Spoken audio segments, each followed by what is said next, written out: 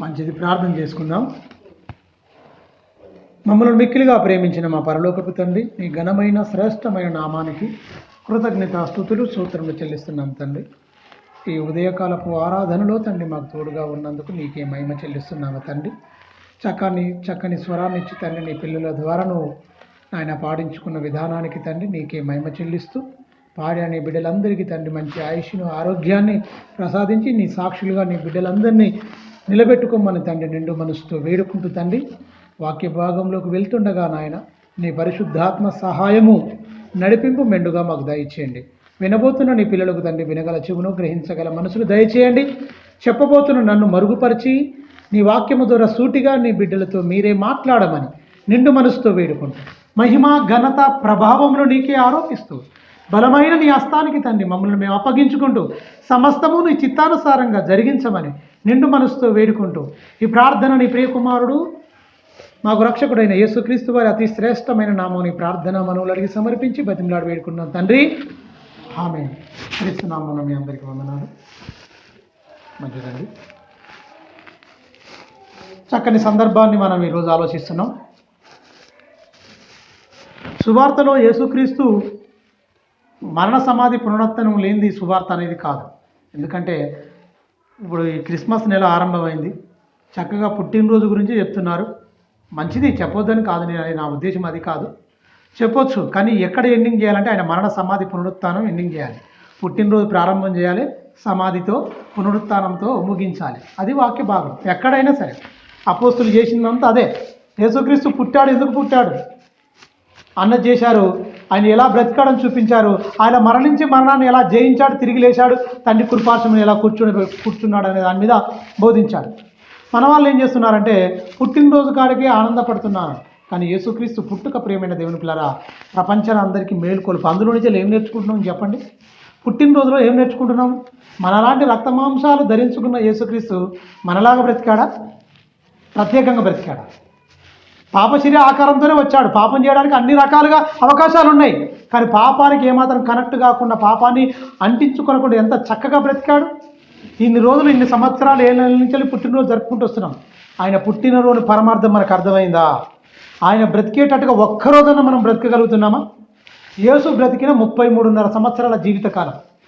ఎక్కువ ఏళ్ళు బతకలే. ఇన్నేళ్ళు ఆయన జీవితం మొత్తం ప్రతి మనిషిని ప్రభావితం చేస్తుందంటే మీరు ఒక్కసారి ఆలోచించండి. ఎక్కువ కాలం మనకు 60, 70, 80, 90 ఏళ్ళు బతున్నాం, 100 ఏళ్ళు బతున్నాం. ఒక్కరోజు కూడా యేసుక్రీస్తులాగా బతకలేకపోతుందంటే ఎంత దురదృష్టకరం మీకు అర్థం కావాలి. మనిషి క్రీస్తు అర్థమైపోతే ఇలా బ్రతకరండి. తెలుసా? శిష్యులు మొత్తం అలాగనే బ్రతికారు. బ్రతుకుట మా మట్టుకైతే క్రీస్తే, చావైతే లాభమని ఉన్నతంగా బ్రతికారు వాళ్ళు.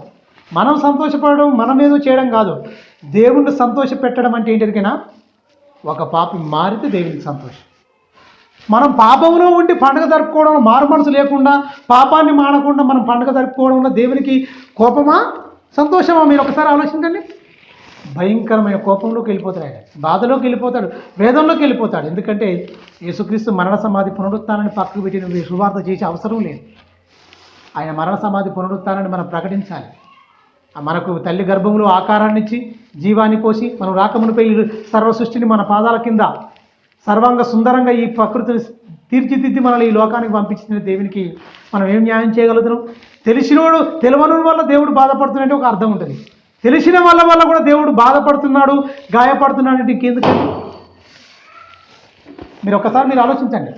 తెసలోనికల పత్రికలో 3 విశ్రాంతి దినాలే ఉంటాడు పౌలు గారు. 3 విశ్రాంతి దినాలే ఉండి వాక్యం బోధిస్తాడు. వాళ్ళు ఎంత ఉన్నతంగా బ్రతికారంటే ప్రియమైన దేవుని పిల్లరా, సాక్షులుగా బ్రతికారు. వాళ్ళు సాక్షులుగా బ్రతికారు గొప్పగా. వాళ్ళంతా అన్ని సంఘాలలో మారు మ్రోగెను. వాళ్ళ బ్రతుకులు మొత్తం విశ్వాసము అంటే మీరు ఒకసారి ఆలోచించండి. వీడు పుట్టుక కన్నా ఆగిపోలే. వాళ్ళు పునరుత్థానం అయిపోయి తిరిగి లేచాడు, మేము పరలోకం వెళ్ళాలి, మేము యాత్రలో ఉన్నామని తెలుసుకున్న వ్యక్తులుగా కష్టాలు, కన్నీళ్ళు, ఉపద్రవంలో దేవుని నమ్మారు. ఉన్నతంగా బ్రతికారు వాళ్ళందరూ. ప్రియమైన దేవుని పిల్లరా, మరి ఈరోజు అంటే సంవత్సరానికి 2 నెలలు, వేరే దేశాల్లో అయితే 2 నెలలు ఉంటుంది. ఆ నవంబర్, డిసెంబర్. మనకైతే ఇక ఇప్పుడు డిసెంబర్ 1 నుంచి స్టార్ట్ అయిపోయింది. ఎండింగ్ దాకా మొత్తం ఇదే జరుగుతుంది. మళ్ళీ ఎండింగ్లో 31 రోజు కూడా జనవరి ఉంటుంది కదండి. డిసెంబర్ 31 రోజు కూడా ఆ రోజు చక్కగా ఇవన్నీ చేస్తున్నారు. సంవత్సరాలు అయిపోతున్నాయి. సంవత్సరానికి 12 నెలలు. ఆ 12 నెలలు లాస్ట్ December 31 ఆ రోజు వాగ్దానాలు తీసుకుంటారు.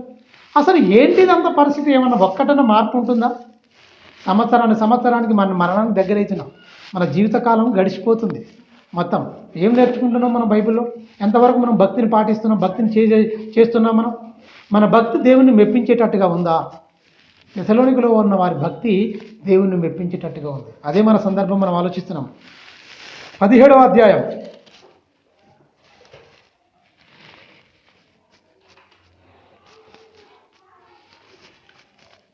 అంశం ఏంటంటే, పనిపాట్లు లేని తిరుగురాడు వారు సువార్తను అడ్డగించారు. భయంకరంగా, చాలా భయంకరంగా అడ్డగించారండి. కొందరు యూదుల మత్సరం ఎందుకు వచ్చింది? ఉన్నతంగా దేవుని వాక్యం వీళ్ళు నమ్ముతున్నారు, ఉన్నతంగా బ్రతుకుతున్నారు. వీళ్ళ ఆచారాలు, మానవులు కల్పించిన పద్ధతులు, మొత్తం పారంపర్య ఆచారంలో గైకొనుచు దేవుని ఆజ్ఞను బొత్తిగా విడిచిపెట్టే పరిస్థితి ఏర్పడింది. యేసుక్రీస్తు వచ్చేంత వరకు నిజమైన ఆరాధన ఏంటో తెలియని దౌర్భాగ్యమైన స్థితిలో ఉన్నారు. ఈ యూదులు అదే చేసిరు. మరి యేసుక్రీస్తు వెళ్ళిపోయిన తర్వాత అపోస్తలుడైన పౌలు గారు క్రీస్తులోనికి వచ్చిన తర్వాత, మతాన్ని విడిచిపెట్టి మార్గంలోకి వచ్చిన తర్వాత, ఆయన పుట్టుక పరమార్థం అర్థం చేసుకొని రాస్తున్న మాటలే, మరి చెప్పిన మాటలే. వైద్యుడైన లూకా గారు రాశారు. ఇది చెప్పింది మాత్రం అపోస్తలుడైన పౌలు, కానీ రాసింది మాత్రం ఎవరు? వైద్యుడైన లూకా గారు. చూడండి ఏమంటున్నాడు. మనం మొదటి వచనం నుంచి చదువుకుంటూ వద్దామండి. మొదటి వచనం నుంచి అపోస్తలుడైన పౌలు గారు 17వ అధ్యాయం అపోస్తల కార్యములు 17వ అధ్యాయము మొదటి వచనం నుంచి. వారు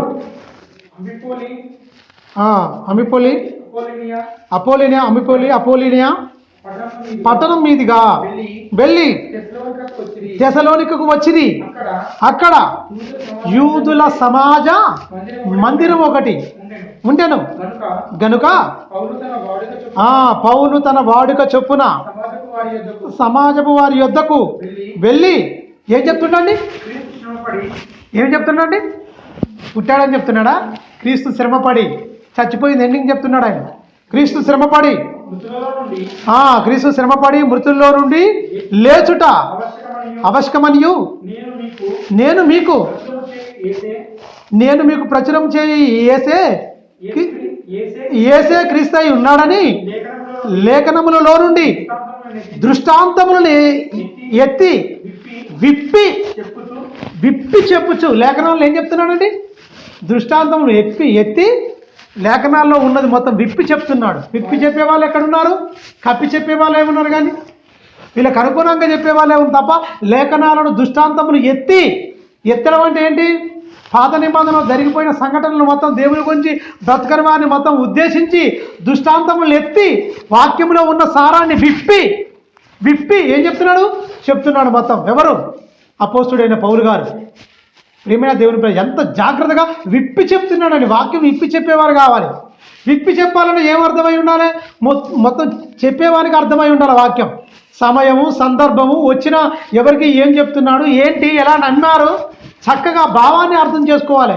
ముఖ్యంగా దేవుని మనసును అర్థం చేసుకున్నవాడే వాక్యాన్ని బాగా చెప్పగలడు. దేవుని అర్థం చేసుకోలేని వాడు వాక్యాన్ని ఎలా విప్పి చెప్పగలడు? దేవుని మనసు లోతుల్లో ఏముందో ఎవరికి ఏముంటుంది? అర్థం చేసుకున్నవాడైతేనే విప్పి చెప్పగలడు. అర్థం చేసుకోలేని వాడు వీరికే అర్థం కాదు, వాడే విప్పి చెప్తాడు. పౌలు గారు విప్పి చెప్పాడు అంటే మీకు ఒకటి అర్థం కావాలి. పౌలు గారు ఎంత గొప్ప జ్ఞానం అంటే, పాత నిబంధన అంతట్లో ఏంటంటే మొత్తం కొట్టిన పిండి. ఆదికాండం నుంచి మలాకి గ్రంథం వరకు 39 పుస్తకాలు మొత్తం ధర్మశాస్త్రం మీద మొత్తం పట్టిం. అతని సమాన వయస్కులలో ఆధిక్యం గలవాడు. ధర్మశాస్త్రంలో ప్రతి ప్రింటు వచనం తెలిసిన వ్యక్తి ఎవరు? అపోస్తలుడైన పౌలు. అందుకనే ఆయన విప్పి చెప్పాడు మొత్తం లేఖనాల్లో. ఎన్ని ప్రవచనాల్లో యేసుక్రీస్తు ఈయనే దేవుని కుమారుడు, దేవుడు ఆయన లేపాడు మృతుల్లో నుంచి వెళ్ళి అని ఎంత ఉన్నతంగా దృఢముగా మరి దృష్టాంతమును ఎత్తి విప్పి చెప్తున్నాడు వాక్యం. అంటే మీరు ఒక్కసారి ఆలోచించండి ఎంత ఉన్నతంగా. వారితో ఏంటండి? తెసలోనికల వారితో ఎన్ని దినాలండి? విశ్రాంతి దినాలంటే ఏంటి? యూదులకు లెక్క ప్రకారంగా శనివారాలు, 3 శనివారాలండి. 3 విశ్రాంతి దినములు ఏం చేశాడు? తర్కించుచుండెను. తర్కించడం అంటే విప్పి చెప్పడము. అది కాదు ఇది కాదు, అది అడుగుతున్నారు. అందుకనే విప్పి చెప్తున్నాడు, విడమరుస్తున్నాడు. అరటి పండు కనుక తొక్క తీసి గుజ్జు ఎలాగైతే నోట్లో పెట్టుకుంటామో చక్కగా అలా విప్పి చెప్తున్నాడు. దానిమ్మ ఉందనుకోండి, దానిమ్మ ఏంటి, గింజలు ఒలుస్తాము, ఐటి మొత్తం ఆ తొక్కలు విప్పి ఎలాగైతే ఒలిసి గింజలు ఎలాగ తీసుకుంటామో చక్కగా వాక్యాన్ని కూడా ఒక్కొక్క దాన్ని విప్పి ఒలిసి చక్కగా వాళ్ళకు ఏం చేస్తున్నాడు, విశ్రాంతి అంటే తర్కిస్తున్నాడు, వాక్యాన్ని విభజించి చెప్తున్నాడు, విప్పి చెప్తున్నాడు మొత్తం. వారిలో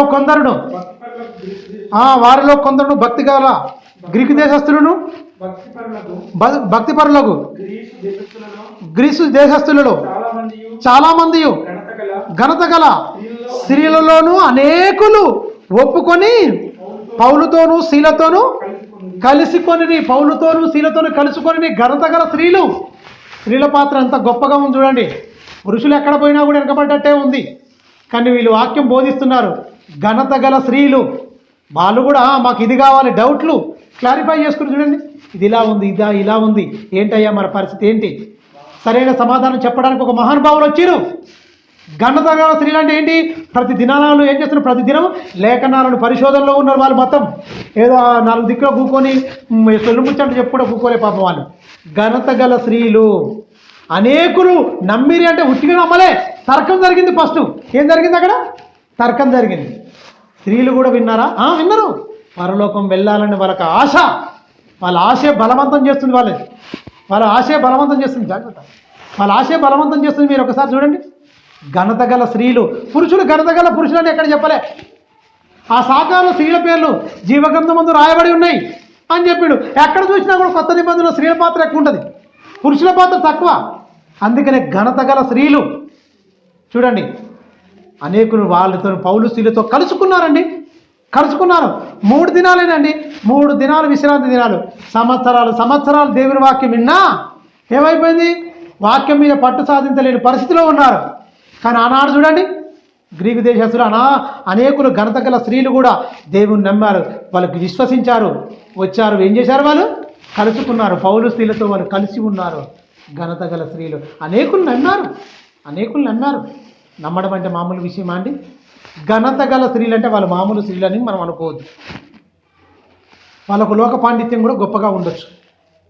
శేబాదేశం రానంటే ఏంటి, సొలొమోను జ్ఞానం వినడానికంటే ఒక రాణి అంటే ఆ రాణి అవ్వడానికి ఆయనకి ఎలా ఉండాలి, అర్హత ఎలా ఉండాలండి? మీరు ఒకసారి ఆలోచించండి.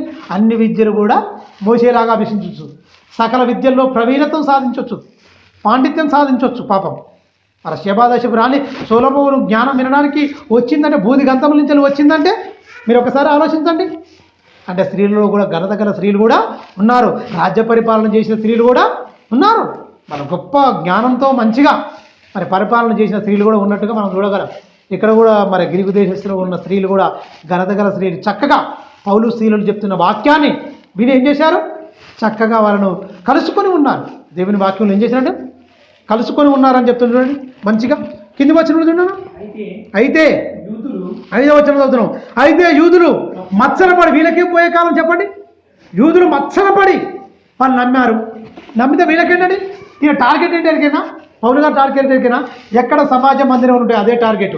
వాడుక చొప్పున వెళ్ళడం, జనసమూహం ఎక్కడ ఉంటుంది అక్కడికి ఎంచుకోవడం, వెళ్ళిపోయి చక్కగా దేవుని వాక్యాన్ని చెప్పడం, లేఖనాలను ఎత్తి చూసి చెప్పడం. ఎందుకు, అన్యులు కాదు వాళ్ళు, యూదుల సమాజ మందిరంలో ఎవరు ఉంటారు, పాత నిబంధన తెలిసిన వాళ్ళే ఉంటారు. అవునా, ప్రతి విశ్రాంతి దినం వాడుక చొప్పున వెళ్ళిపోతున్నాడు చక్కగా. ఇక దృష్టాంతములు ఎత్తి బోధిస్తూ మన పితరులు ఎలా బతికారు, బతికిన వాళ్ళని దేవుడు ఎలా హత్తుకొని అంటే వాళ్ళని ఎలా కాపాడాడు, బతికిన వాళ్ళని ఎలా శిక్షించాడు, జాగ్రత్త అని వీటన్నిటి దృష్టాంతములు ఎత్తి చూపుతున్నాడు. యేసుక్రీస్తు గురించి ప్రవచనాలు ఎత్తి చూపుతున్నాడు. యేసే క్రీస్తుని రూఢిగా నమ్మేటట్టుగా వాక్యాన్ని బోధిస్తున్నాడు. ఎంత మహనీయుడండి, ఎంత మహనీయుడు. మీరు ఒకసారి ఆలోచించండి. గొప్పగా ఆనాడు ఈ కెమెరాలు ఇవన్నీ ఉంటే పౌలు గారు చెప్పినప్పుడు వాక్యాలు వీడియో తీసుకుంటే ఆ ఊరుగా ఏపు మనకి పని, మనం చెప్పే పని అవసరం లేకుండా పౌలు గారు, పేతురు గారు, ఫిలిప్ గారు వీళ్ళందరూ వాక్యం చెప్పారు కదా. ఈ అవన్నీ మనలాగా వీడియో కెమెరాలు ఉంటే మంచిగా అవన్నీ మొత్తం తీసి చక్కగా కెమెరాలు పెట్టుకొని చక్కగా ప్రొజెక్టర్లు తీసుకొని సంకన పెట్టుకొని చక్కగా ఊరిలో వేస్తే అయ్యేపో. అంత ఉన్నతంగా బోధించారండి. కష్టాలు, కన్నీళ్ళు, వేదనలు దిగమింగుకొని యేసే క్రీస్తుని ప్రకటించడం అంటే మాట్లాడి ఎంత ఉన్నతంగా హతసాక్షులు అయిపోయారండి. హతసాక్షులు అయిపోయారు, చనిపోయారు మొత్తం. వారి శరీరాలు మొత్తం ఏమైపోయారు? దేవునికి సజీవ యాగముగా సమర్పించారు. ప్రియమైన దేవుని పిల్లరా, అంటే యూదులు ఏమైపోయారు? మత్సరపడ్డారు. పౌలు సీరియల్ పెట్టారు. సీరియల్ వచ్చి వాళ్ళు వదిలిపెట్టారుగా. వీళ్ళ దగ్గర వీళ్ళని కలుసుకొని వీళ్ళు నిజమైన వాక్యం చెప్తున్నారని చెప్పేవారికల్లా వాళ్ళు దొంగలని వీళ్ళ మనసుల్లో అయిపోయింది. ఆ స్త్రీలు, ఘనతగల స్త్రీలు వీళ్ళని కలుసుకోవడంలో ఉద్దేశం ఏంటి? వీళ్ళు చెప్పింది వాక్య విరుద్ధము అని అప్పటిదాకా వీళ్ళకి అర్థమైపోయింది. ఎవరికి? ఈ స్త్రీలు ఎక్కువ వెళ్ళిపోతారు కదండి, స్త్రీలు ఎక్కువ వెళ్ళిపోతారు దేవుని వాక్యానికి. వాళ్ళకి అర్థమైపోయింది ఎవరు దొంగలని. ఈ యూదులని ఇన్ని రోజులు మసిపూసి మాయగాలు చేస్తారు, వీళ్ళు దొంగలు అని ఎవరికి అర్థమైంది? ఘనత గల స్త్రీలకు అర్థమైపోయింది. అందుకనే పౌలు స్త్రీలతో ఉండే వరకు వీళ్ళకేమైంది? యూదులకు మత్సరపడ్డారు. అబ్బా, ఇన్ని రోజులు స్త్రీల ముందు చాలా మేమే గొప్పవారమని మా గొప్పతనాన్ని ప్రదర్శించాము. బలహీనమైన ఘటం అంటే మాకు లోబడేటట్టుగా, దేవుని వాక్యాన్ని లోబడేటట్టుగా, వాళ్ళని ఎన్నిక లేని వారిగా మేము పక్కకు పెడితే వీళ్ళేంటి ఎన్నికైన వారిగా, మీరు గొప్పవాళ్ళు, గొప్పగా మీరు కూడా దేవుని పనిలో సాకారంగా ఉండొచ్చు, దేవుని వాక్యం బోధించవచ్చు, గొప్పగా వీళ్ళు చెప్తున్నారేంటి? మేము చెప్పినవి తప్పులని దృష్టాంతం విప్పి చెప్తున్నాడు కనుక అయ్యో ఏంటి పరిస్థితి అని వీళ్ళు మత్సరపడ్డారండి. ఎవరు? యూదులు మత్సరపడ్డారుగా. మత్సరపడి ఏం చేసిండు చూడండి. మత్సరపడ్డాక చేతగానుడు తలపడలేక ఏం చేసిండు? పనిపాట్లు లేని కొంతమంది ఉంటారు కదండి మామూలుగా, ఏం పని లేక తెచ్చిపెట్టి తిని రోళ్ళపండి తిరిగే బ్యాచ్ ఉంటుంది, కొంచెం గాలి బ్యాచ్. అలా ఏంటంటే కొంచెం వాళ్ళు పనిపాట్లు లేక తిరిగే వాళ్ళు అప్పుడు ఉన్నారు, ఇప్పుడు ఉన్నారు, ఎప్పుడు ఉంటారు ఇలాంటి వాళ్ళు. ఈ కోవకు చెందిన వాళ్ళు ఎప్పుడు ఉంటారండి. అందులో కొంతమందిని ఎన్నుకున్న తర్వాత ఏంది? యాజకత్వం లేదు, రాజకీయం ఉంది. ఆ రాజకీయంలో పావురుగా అమాయకులే మారిపోతారు. పనిపాట్లు చేతగానుల వాళ్ళనే ఈ గల్లీల పొంటి లీడర్ పొంటి తిరిగే వాళ్ళు కొంతమంది ఉంటారు. అలాంటి వాళ్ళు ఈ యూదులు మచ్చరపడి ఎవరు ఎక్కడెక్కడ ఉన్నారు మా మాట వినేవాళ్ళు, మత పిచ్చి పట్టిన వాళ్ళు ఎంతమంది ఉన్నారు? కొంతమంది ఉన్నారు. ఆ కొంతమందిని ఎన్నుకున్న వాళ్ళు ఉంటారు చూడండి. ఏమంటున్నాడు కింది వచనంలో? మచ్చరపడి పనిపాట్లు లేక తిరుగులాడు కొందరిని దుస్తులను వెంట పెట్టుకొని. పనిపాట్లు లేని వాళ్ళని ఏమని పోల్చిండండి? పనిపాట్లు లేని వారిని కొందరిని వెంట పెట్టుకొని, దుస్తులను వెంట పెట్టుకొని ఎవరి దగ్గరకు వచ్చారండి? పట్టణం మొత్తం అల్లరండి, అల్లరి. శాంతి సమాధానానికి కర్త, అల్లరి కర్త గాడు తెలుసా పరిశుద్ధాత్మ దేవుడు. అప్పటిదాకా వీళ్ళు ఉన్నతంగా బోధిస్తున్నాడు వాక్యాన్ని. అల్లరి లేదు, కేకలు లేవు, మొత్తుకోవాలి లేవు, ఇవన్నీ ఏమి లేవు. ఉన్నతంగా దేవుని జ్ఞానాన్ని ప్రకటిస్తున్నప్పుడు ఇక మేము అల్లరి చేద్దాం, విన్న వాళ్ళందరి మైండ్ డైవర్ట్ చేద్దాం, వాళ్ళని మొత్తం ఏదో చెరిపేద్దాం వాళ్ళను అన్నట్టుగా వీళ్ళు ప్రయత్నం చేశారు. చూడండి ఏమంటారు చూడండి కింది వచనంలో? అల్లరి చేయొచ్చు యాసోను ఇంటి మీద పడి వారి జనుల సభ ఎదుటకి ఏమైపోయారు? తీసుకొని వచ్చుటకు యత్నం చేసిరి. అయితే వారి కనబడందున యాసోనును కొందరి సహోదరులను ఆ పట్టణపు అధికారుల యొద్దకు ఈడ్చుకొని పోయారు. యాసోను కనుగొన్నారు. అమ్మో, యాసోను అంటే ఎవరు? అక్కడ ఉన్న ఒక ఇంట్లో వాక్యాన్ని చెప్పించుకునేట ఒక ఆయన ఉన్నాడు. వాళ్ళ ఇంట్లో చేస్తున్నారని వాక్యం అవకాశం ఇచ్చారు అన్నప్పుడు తెలుసుకొని మరి యాసోనుడు కొంతమందిని తీసుకొని ఈడ్చుకొని గొర గుంజుకుపోయారండి. ఈడ్చుకపోవడం అంటే ఏంటి? కుక్క చనిపోయింది అనుకోండి, ఒక తాడు కట్టి ఈడ్చుకొని పోతారు చూసారా, తాడు పెట్టి గుంజుకొని పోతారు చూసారా, అలాగా ఈడ్చుకొని పోయారండి. దేవుని న్యాయాన్ని ప్రకటిస్తూ సత్యానికి వాళ్ళ హృదయంలో స్థానం ఇచ్చినందుకు వాళ్ళకి ఏ గది పట్టింది? పట్టణంలో ఈడ్చుకొని పోయారు అధికారుల యొద్దకు. ఎందుకు? ఏం చేశారు? మోసం చేశారా? దగా చేశారా? ఏం చేశారండి? హత్యలు చేశారా? దొంగతనాలు చేశారా? దుమ్మిలు చేశారా? లోకంలో ఏం చేశారు? వాళ్ళు మారు మనసు పొందమని చెప్పారు, దైవత్వానికి నడిపించమన్నాడు, దుష్టత్వాన్ని మానుకోమని చెప్పాడు, సద్గుణాలను ఉన్నతంగా ప్రేమ, సంతోషము, సమాధానము, దీర్ఘశాంతము, దయాలత్వము, మంచితనము, ఆశానిగ్రహము, చక్కగా సద్గుణాలు, ఆత్మఫలాలు వాళ్ళ హృదయంలో పెట్టుకున్నందుక ఈ గతి వాళ్ళకు. మంచిగా ప్రవర్తించండి అని చెప్పినందుక ఒకసారి మీరు ఆలోచించండి. దౌర్భాగ్యులు కాకపోతే వీళ్ళు ఏంటండి? ఈడ్చుకొని పోయారు. యాసోను ఇంకా కొంతమంది సహోదరులను ఈడ్చుకొని పోయి ఏమంటున్నారు? ఎక్కనా వాళ్ళ స్టేట్మెంట్ చూడండి, ఏమని చెప్తున్నారు? భూలోకమును తలకిందులు చేయవారు చేసుకున్న వీరు ఇక్కడికి కూడా వచ్చి ఉన్నారా? భూలోకమును తలకిందులు చేశారు. ఏంటి? వాళ్ళ వాక్యముతో గొప్పగా వాళ్ళని నమ్మిన నమ్మకాలను మొత్తం తలకిందులు అయిపోయాయి. మొత్తం ఉన్నతంగా వాక్యాన్ని ప్రకటించారు. ఆయన ఆత్మ పరితాపం పట్టలేకపోయింది పౌలు గారికి అక్కడ విగ్రహారాన్ని చూసే వరకల తెలుసా. అందుకని యేసే క్రీస్తుని మృతుల పునరుత్థానాన్ని ఈ 17 వచనాల్లో మొత్తం ఉన్నతంగా బోధిస్తాడండి అపోస్తులైన పౌలు గారు. మామూలు కాదు, ఉన్నతంగా వాక్యాన్ని వింటూ ఏదో కొన్ని కొత్త సంగతులను వింటూ కాలం గడుపుకొని కొంతమంది కూడా ఉంటారు ఇదే అధ్యాయంలోనే దాని మీదనే లక్ష్యం ఉంచి ఉంటారు. కానీ వాళ్ళకు కూడా వాళ్ళ అనుమానాలు కూడా పటాపంచలు చేస్తూ ఉన్నతంగా దేవుని జ్ఞానాన్ని బోధిస్తూ అనేకులను దేవుని వైపు నడిపిస్తుంటే పనిపాటు లేనివారు అల్లరిమూకలు కొంతమందిని తీసుకొని వచ్చి సత్యాన్ని వినే వాళ్ళని కూడా గలిబిలి చేసి పాడు చేయడానికి కొంతమంది ప్రేరేపించారు. ఆ పనిపాట్లు వాళ్ళని తీసుకొచ్చారు. వీళ్ళని పాపం సత్యాన్ని విన్న వాళ్ళను కూడా యాసోనును అతని ఇంటి వారిని కొంతమందిని తీసుకొని పోయి పట్టణం వెళ్ళిపోయి అధికారుల యుద్ధకు ఈడ్చుకొని పోయారండి. ఈడ్చుకొని పోయారు. కష్టాలు కన్నీళ్ళండి. ఎక్కడండి వాళ్ళు సంతోషపడ్డాడు? బైబిల్లో ఒక్క మాట చూపించండి. ఒక్క మాట వాళ్ళు సంతోషంలో ఉన్నారు, వాక్యంలో సంతోషంలో ఉన్నారు. లోకంలో వాళ్ళకి సంతోషం లేదు తెలుసా. వాక్యంలో సంతోషం ఉన్నది, లోకం నుంచి ఎప్పుడూ వ్యతిరేకతనే వాళ్ళకు పాపం తెలుసా. తెసలోనికలో ఉన్నవారు ఎలాంటి వారికైనా ఈ మార్గంలో ఉన్నవారిని తల మీద ఏమాత్రము మెడ మీద ఏమాత్రం తల ఉండకూడదు, తల మొండం వేరు కావాల్సిందే. అలాంటి దుష్టులు ఉన్న లోకం అది, ప్రాంతం అది. అలాంటి వాళ్ళనే నమ్మారు అంటే వీళ్ళు ఎలా బ్రతికారో చెప్పండి. పౌలు గారు మాటలే కాదు చెప్పడమే కాదు, బ్రతికి చూపించారు. వాళ్ళ బ్రతికే మాదిరి. ఎవరికి? వాళ్ళ బ్రతికే 3 విశ్రాంతి దినాలే. వాక్యం చెప్తే మారిపోతారా అండి? 3 విశ్రాంతి దినాలు. ఆ తర్కించడం ఏంటి, వాదించడం ఏంటి, ఒప్పించడం ఏంటి, అంత గొప్ప అంటే వాళ్ళ బ్రతుకులు ఎలా ఉన్నాయో మీరు ఒకసారి ఆలోచించండి. ఉన్నతంగా బ్రతుకుండొచ్చండి వాళ్ళు, మామూలు కాదు. వాళ్ళ బ్రతుకులకు అసలు మనం ఏమాత్రం సరిపోతామండి. చాలా చిన్న జీవితం అండి. ఒక దినాన్ని ఒక నిమిషమే మన జీవితంలో వెళ్ళిపోతే తీసుకురాలేని పరిస్థితి. సంవత్సరం వెళ్ళిపోతున్నాం. సంవత్సరం యేసుక్రీస్తు దగ్గరికి ఎంతవరకు మనం దగ్గర అవుతున్నాం. 3 విశ్రాంతి దినంలో ఇంత గొప్పగా వాళ్ళు జీవించారు అంటే మరి మనం ఇన్నేళ్ళు అయిపోయింది. ఏ ఒక్కరోజైనా క్రీస్తులాగా బ్రతికామా? క్రీస్తులాగా బ్రతకడానికి ప్రయత్నిస్తున్నామా? పరిశుద్ధత, యథార్థత, నిర్దోషతత్వం ఎక్కడుందండి? ఒకసారి ఆలోచించండి. దమ్మున్న మాటలు చెప్పాడు పౌలు గారు. నేను క్రీస్తును పోలి నడిచిన ప్రకారం మీరు నన్ను పోలి నడుచుకోమన్నాడు. ఆ మాట అంటే మామూలు మాట అండి. ఇంకో మాట కూడా చెప్పాడు, బ్రతుకుట నా మట్టు అయితే క్రీస్తే, మట్టుకైతే క్రీస్తే, చావైతే నాకు లాభం. చచ్చిపోయినా కూడా ఈ శరీరాన్ని ఏంటి తృణప్రాయంగా పోతే పోనీ శరీరం ఏంది, ఇది ఉంటే ఎంత పోతే ఎంత. రాబోయే మరి అక్షయమైన శరీరం, ఈ క్షయమైనది ఎందుకు? క్షయమైనది ఎలాగైనా ఊడిపోతుంది, ఇది పోతే ఖచ్చితంగా చచ్చిపోతుంది. ఈ పోయేదాని గురించి కాదు, మట్టిలో కలిసిపోయేదాని గురించి కాదు. అక్షయమైన శరీరం, అది పాడైపోని శరీరం, మట్టి కాని శరీరం, మహిమ శరీరం గురించి నిరీక్షణతో ఉన్నాడు. ఆ నిత్య జీవం పొందడానికి ఎంత మహనీయుడు చెప్పండి. ఎన్ని కష్టాలు, ఎన్ని వేదనలు, ఎన్ని ఇబ్బందులు, ఎన్ని విరుకులు, ఎన్ని ఉపద్రవములు పౌలు గారు ఎదుర్కొన్నాం అంటే ఏంటండి? ఈ పత్రికలు ఆయన రాసిన 14 పత్రికలు వండరు. పాత నిబంధనల గురించి తర్కిస్తుంటాడు. ఆయన 3 చెప్తాడండి సువార్త. యూదులకు అనేకమైన ప్రాంతాలకు, కానీ యూదులకు చెప్తాడు వాక్యం ఉన్నతంగా, అన్యజనులకు చెప్తాడు ఉన్నతంగా.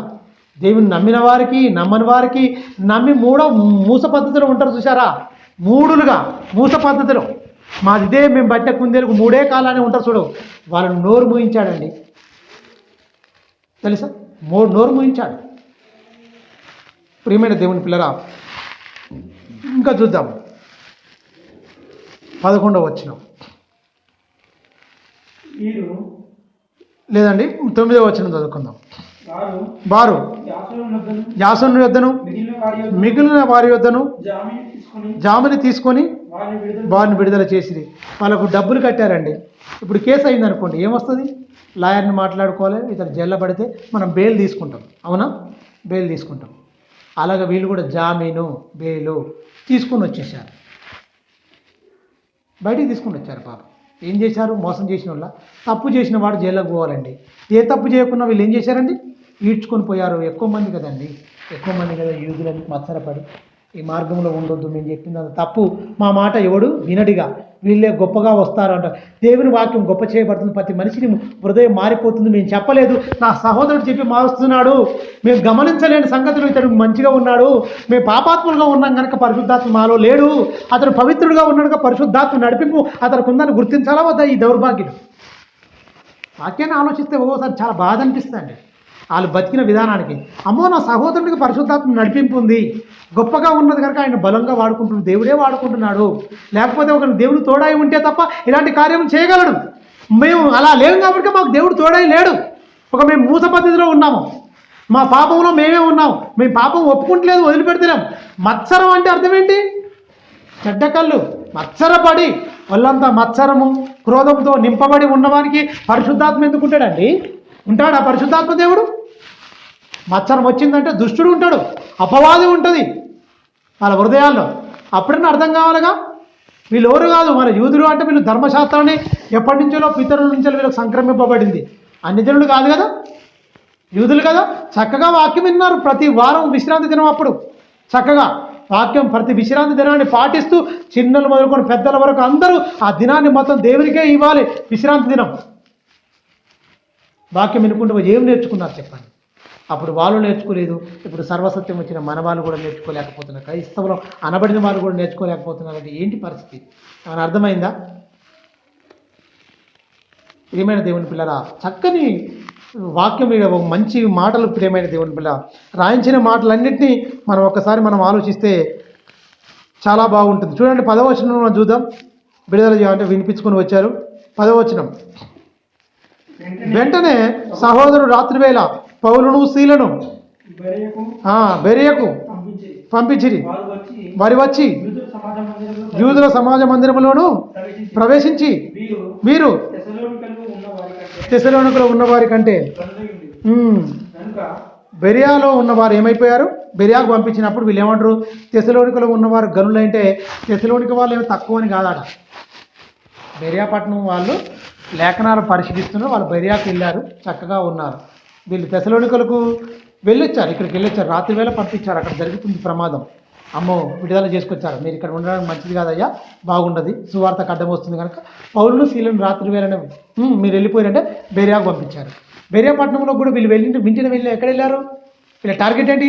సమాజ మందిరాలు. అక్కడ కూడా వెళ్ళాగానే ఏమంటే సమాజ మందిరంలోకి వెళ్ళిపోయి అక్కడ కూడా వీళ్ళు వాక్యాన్ని ప్రకటిస్తూ వాళ్ళను ఉత్తేజపరచడానికి ఏమనంటే తెస్సలోనికలో ఉన్నవారి కంటే బెరియాపట్నంలో ఉన్నవారు గనులై ఉన్నారు, వాక్యాన్ని ప్రతిదినం ఏంటి లేఖనాన్ని పరిశీలిస్తూ వస్తున్నారని చెప్తున్నారు. అంటే వీళ్ళు తక్కువ అని కాదు, అర్థమైందా? వీళ్ళు ఏదో తక్కువ, తెస్సలోనికలో ఉన్నవారు తక్కువ అని కాదు. ఎందుకంటే తెస్సలోనికలో ఉన్నవారు ప్రియమైన దేవుని పిల్లలు ఎన్నిసార్లు విన్నారండి? 3 విశ్రాంతి దినములు విన్నారు. ఆసక్తితో వాక్యాన్ని అంగీకరించారు. గొప్పగా ప్రియమైన దేవుని పిల్లరా విన్నారు. విన్న తర్వాత గొప్పగా బిటలీ పట్టణం నుంచి వెళ్ళి కొంతమంది వచ్చారండి. మనం 18వ అధ్యాయానికి వెళ్దాం. 1వ వచనం, అంతటా అటు తర్వాత పౌలు ఏథెన్స్ నుండి బయలుదేరి కొరింథునకు వచ్చి పొంతు వంశీయుడైన అకులా అను ఒక యూదుడును అతని భార్య అయిన ప్రిస్కిల్లా కనుగొని. చూడండి, పొంతు వంశస్థుడైన అకుల్లా అనే ఒక వ్యక్తి ఉన్నాడు, అలాగే అతని భార్య అయిన ప్రిస్కిల్లా. ఆదర్శ దంపతులు అంటారు కదండి. ఆదర్శ దంపతులు ఎవరన్నా ఉన్నారంటే వీళ్ళండి. అకుల్లా ప్రిస్కిల్లను విడదీయలేని బంధం, విడదీయలే దేవుడు, పరిశుద్ధాత్మ దేవుడు. అకుల్లా ప్రిస్కిల్లా అను భార్య భర్తలతో మరి 2.5 సంవత్సరాలు ఏం చేశాడండి? పాఠశాలలో వాక్యాన్ని బోధిస్తూ తరికిస్తూ వాక్యాన్ని ఉన్నతంగా చెప్పుకుంటూ వచ్చాడు. విటాలీ పటాలం నుంచి వెళ్ళి క్లౌదియా చక్రవర్తి ఆజ్ఞ అయింది వీళ్ళు వదిలిపెట్టిపోవాలని. వాళ్ళు వచ్చారు, వాళ్ళతో కలుసుకొని చక్కగా వృత్తికి డేరాలు కుట్టుకుని ఉన్నవాడై ఉన్నాడు. ఇతడు కూడా వృత్తికి డేరాలు కుట్టేవాడే. ఎవరు? పౌలు కూడా. వాళ్ళు కూడా డేరాలు కుట్టుకున్న వాళ్ళే. వీళ్ళు వృత్తి కలిసింది, నమ్మిన దేవుడు కూడా ఒకటే కనుక విశ్వాసముల యందు ఏకమై ఉన్నారు, పనిలో కూడా ఏకమై ఉన్నారు. వీళ్ళు పని చేసుకున్నాడండి. యేసే క్రీస్తుని మృతుల పునరుత్థానం గురించి గొప్పగా ప్రకటించాడు. నువ్వు ఎక్కడ వెళ్ళినా సరే కానీ క్రీస్తు పునరుత్థానాన్ని ప్రకటించాలి. లేఖనాలను దృష్టాంతం ఎందుకు వచ్చాడు యేసుక్రీస్తు? ఎండింగ్ ఏంటంటే యేసుక్రీస్తు చనిపోయాడు, సమాధి చేయబడ్డాడు, తిరిగి 3వ దినములు లేచాడు. నిన్ను నన్ను పరలోకాన్ని చేర్చడానికి, నీ పాపం నా పాపాన్ని తీయడానికి కల్వరి శిలువలో బలి అయ్యేవాడు, సమాధి చేయబడ్డాడు, తిరిగి 3వ దినములు లేచాడు. ఆయన యందు విశ్వాసం ఉంచి నమ్మకంగా అంతం వరకు నువ్వు సహించి నువ్వు రక్షింపబడితే, నువ్వు అన్ని శ్రమలు, బాధలు, వేదనలు, ఇబ్బందులు, ఇరుకులు నువ్వు అనుభవించి క్రీస్తులో ఉంటే యేసు ఎలాగైతే లేచిపోయాడు నువ్వు కూడా అలాగనే లేచిపోతావని మృతులకు ఏంటి పునరుత్థానం ఉందని కూడా దృఢముగా సాక్ష్యం ఇవ్వడానికే చెప్పడానికి. ఎంత యేసుక్రీస్తు మృతుల పునరుత్థానం చెప్పండి, అసలు అవసరం లేదు. వాక్యం చెప్పడం వేస్ట్. అసలు ఎందుకంటే ఆయన చెప్తున్నాడు పౌలు గారు, దృష్టాంతములు ఎత్తి విప్పి చెప్తున్నాడు. మృతుల గురించి చెప్పాడా లేదా? యేసుక్రీస్తు మృతి పొందాడు, తిరిగి లేచుట ఖచ్చితంగా లేస్తాడని ఉన్నతంగా చెప్తున్నాడు. ప్రియమైన దేవుని పిల్లల, తెస్సలోనికీయులకు రాసిన పత్రిక చూద్దాం రండి. మొదటి తెస్సలోనికీయులకు రాసిన పత్రిక 1వ అధ్యాయం. క్రైస్తవుడు అయినందుకు ఒక మంచి మాటలు మీకు చెప్తాను, కింద ఉంటుంది. ఏ పాస్టర్ అయినా ఈ మాటలు చచ్చిపోయేంత వరకు ఒక్కసారి అని చెప్పాలి. ఒకసారి కాదు, 100 సార్లు చెప్పుకోవాలి, 1000 సార్లు చెప్పుకోవాలి. తెస్సలోనికీయులకు రాసిన పత్రిక మొదటి పత్రిక 1వ అధ్యాయం నుంచి మనం చక్కగా ఒక్కొక్క వచనాన్ని వాళ్ళ గురించి గొప్పగా చెప్తున్నాడండి. పనిపాటు లేని వారు కొంతమంది తిరిగారు కదండి, యాసోను ఇంటి మీద పడి వాళ్ళందరినీ తీసుకుని, అవి మనసులో పెట్టుకోండి. మీరు 3 విశ్రాంతి దినములే వాక్యాన్ని బోధించారు. ఈ మొదటి పత్రిక రాయడానికి వచ్చింది ఏంటంటే, మళ్ళీ ఇక్కడ ఎక్కడైతే సువార్త చెప్పాడో అక్కడ తిమోతిని వేరేటోళ్ళం పంపాడు పౌలు గారు. ఆ సమాచారం, ఆ క్షేమ సమాచారం, విశ్వాసుల అభివృద్ధి, తమ ఆత్మీయ జీవితాలు ఎలా ఉన్నాయి ఏంటి అన్నప్పుడు పనిపాట్లు లేని కొంతమందిని తీసుకొని మొత్తం వాళ్ళ మనసును చెరిపే పనిలో ఉన్నారు కనుక పౌలు గారి మీద భయంకరమైన తీవ్రమైన వ్యాఖ్యానాలు చేశారు. తీవ్రమైన వ్యాఖ్యలు చేశారు. ఎవరు? యూదులు. అతడు ఇలాంటి వాడు, అలాంటి వాడు, పౌలు ఇలా దోచుకునేవాడు, ధనాపేక్ష గలవాడు, తన మెప్పు అతడు అందరికి కనపరుచుకోవాలని తను తానే గొప్పగా చెప్పుకునేవాడు అన్నట్టుగా పౌలు పేరు మీద లేనిపోని అబాండాలు వేసిండు. ఎవరు? ఈ పనిపాట్లు లేని కొంతమంది యూదులు మచ్చరపడి అల్లరి చేశారు కదా పట్టణం అంతా. అలాంటి కొంతమంది అల్లరి మూకలతో చేయించిందే అవన్నిటి మళ్ళీ ఎరుకయ్యే వరకల్లా వేదనతో, బాధతో 10 వచనాలు ఉంటాయండి. ఈ మొదటి అధ్యాయంలో 10 వచనాలు ఉంటాయి. 10 వచనాల వాళ్ళ గురించి గొప్పగా చెప్తుంటాడు. 2వ అధ్యాయంలో అతని గురించి ఎంత గొప్పగా చెప్పుకుంటాడో మరి మొదటి వచనం నుంచి చదివితే చాలా బాగుంటుందా. 1వ అధ్యాయము 1వ వచనం. తండ్రి అయిన దేవుడి నుండి, మన ప్రభు అయిన యేసుక్రీస్తు నుండి ఉన్న తెస్సలోనికలో సంఘమునకు పౌలును శీలను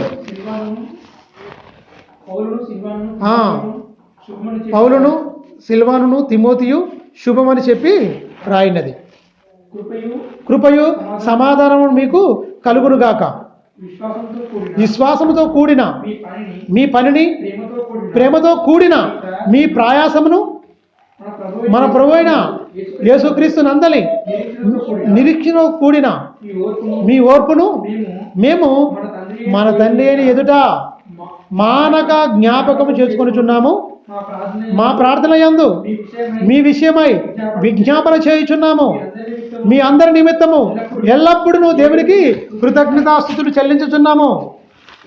ఏలయనగా దేవుని వలన ప్రేమింపబడిన సహోదరులారా, మీరు ఏర్పరచబడిన సంగతి అనగా మా సువార్త మాటతో మాత్రమే కాక శక్తితోనూ పరిశుద్ధాత్మతోనూ సంపూర్ణ నిశ్చయతోనూ మీ యొద్దకు వచ్చి ఉన్న సంగతి మాకు తెలియను. మీ నిమిత్తము మేము మీ ఎడల ఎట్టివారమై ఉంటిమో మీరెరుగుదురు. పరిశుద్ధాత్మ వలన కలుగు ఆనందముతోను గొప్ప ఉపద్రవములోను మీరు వాక్యమును అంగీకరించి, గొప్ప ఉపద్రవం అంటే కష్టాలనే మీరు వాక్యాన్ని అంగీకరించారు. ప్రేమతోనూ నిరీక్షణతోనూ భక్తితోనూ ఎంత మంచి ప్రేమ ఉంది, ఎంత మంచి భక్తి ఉంది అని చక్కగా వాళ్ళ గురించి చెప్తున్నాడండి. మీరు ఎలా ఉన్నారు? చక్కగా మీరు దేవుని యందు ఉన్నారు. మానక ఎల్లప్పుడూ మేము అందరం మీ నిమిత్తం దేవునికి కృతజ్ఞతా స్తుతులు చెల్లించుచున్నాము. ఎలా అని కాదు, దేవుని సంగతులు అంటే మా సువార్త వలన మాటతోను మాత్రం కాక శక్తితోనూ పరిశుద్ధాత్మతోనూ సంపూర్ణతతో నిశ్చయతోనూ అని చెప్తున్నాడు.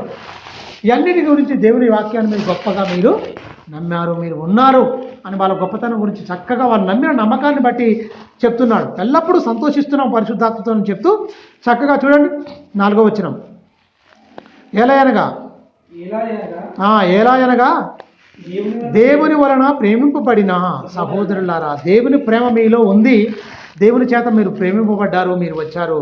నా సహోదరులారా, మీరు ఏర్పరచబడిన సంగతి అనగా మా సువార్త మాటతో మాత్రమే కాక శక్తితోనూ పరిశుద్ధాత్మతోనూ సంపూర్ణ నిశ్చయతోనూ మీ వద్దకు వచ్చి ఉన్న సంగతి మాకు తెలియను. మీ నిమిత్తము మీ ఎడల ఎట్టివారమై ఉంటిమో మీరెరుగుదురు. పరిశుద్ధాత్మ వలన కలుగు ఆనందముతోను గొప్ప ఉపద్రవమందు మీరు వాక్యమును అంగీకరించితిరి. మమ్మును ప్రభువులము ప్రభువు పోలి నడుచుకున్నవా. ఏమంటారండి? వాక్యం విన్న తర్వాత వీళ్ళు ప్రభువును పోలి నడుచుకున్న వారై ఉన్నారట. ఎన్నిసార్లు విన్నారు వాక్యం? 3 విశ్రాంతి దినాలు వింటే ప్రభువును పోలి నడుచుకున్న వారై ఉంటారండి. ప్రభువును పోలి నడుచుకున్న వారై ఉన్నారట వీళ్ళందరూ. చూడండి, మీరు గమనించండి, అటు ఎంత జాగ్రత్తగా మీరు చూడండి. ప్రభువును నడుచుకున్న వారై ఉన్నారు, పోలి నడుచుకున్న వారై ఉన్నారా అండి? ఒక 3 విశ్రాంతి దినములు వింటే ప్రభువు నడుచుకున్న వారంతగా ఉన్నారు అంటే గొప్పగా. చూడండి, ఉపద్రవంలో నమ్మారు వాళ్ళు. ఇప్పుడు చూడండి, దేవుని నమ్ముకుంటే ఏమొస్తుందని అంటున్నారు తప్ప ఉపద్రవంలో నమ్ముకున్నారు, ఇబ్బందుల్లో నమ్ముకున్నారు, కష్టాల్లో నమ్ముకున్నారు, కన్నీళ్ళను నమ్ముకున్నారు, వేదనలను నమ్ముకున్నారు. ఎందుకోసం నమ్ముకున్నారు? పరలోకం కోసం నమ్ముకున్నారు, ఈ లోకం కోసం నమ్ముకోలేదు. తెలుసా? ఇప్పుడు నమ్ముకున్న వాళ్ళు దేనికోసం నమ్ముకుంటున్నారు? ఈ 60 ఏళ్ళ జీవితం కోసం, ఈ జానను పొట్టను పోషించుకోవడం కోసం 60 ఏళ్ళ జీవితం కోసం నమ్ముకుంటున్నారు. చచ్చిపోవా 60 ఏళ్ళ జీవితం జీవిస్తే? ప్రియమైన దేవుని పిల్లలు, ఈ జీవితం కోసం వాళ్ళు నమ్మలేదండి. రాబోయే లోకం గురించి, రాబోయే జీవితం గురించి నమ్మినట్టుగా చెప్తున్నాడు గొప్పగా వారి గురించి. కింది వచనం. కాబట్టి మాసిదోనియాలోను అకయలోను విశ్వాసులందరికీ మాదిరైతిరి.